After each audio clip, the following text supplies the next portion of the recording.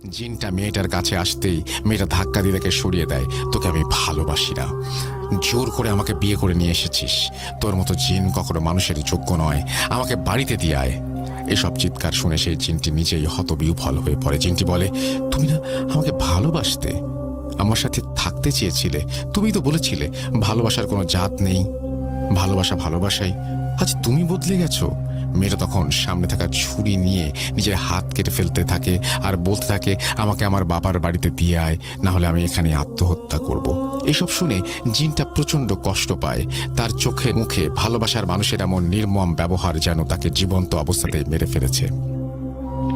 মেয়েটার হাত ধরে কিছু ভেষজ ওষুধ লাগিয়ে নানানভাবে আত্মহত্যা থেকে তাকে আটকায় এবং তারপর বুক ভরা কষ্ট নিয়ে ফেরত দিয়ে আসে মেয়েটির পরিবারের কাছে। কিন্তু মানুষ বড় বেঈমান হয়, মেয়েকে পেয়েও তারা ক্ষান্ত হয়নি। তখন জিনটি ইচ্ছে করলে চলে আসতে পারত, কিন্তু সশরীরে সবার সামনে দাঁড়িয়েছিল সে। আর তখনই মেয়ের বাবা, মা এবং মামারা কোনো এক প্রকার কবিরাজের মন্ত্র পড়া দড়ি দিয়ে তাকে বেঁধে ফেলে আর অমানবিক পৈশাচিক অত্যাচার শুরু করে। কিন্তু ছেলে জিনটি শুধু মেয়েটার দিকে তাকিয়েছিল।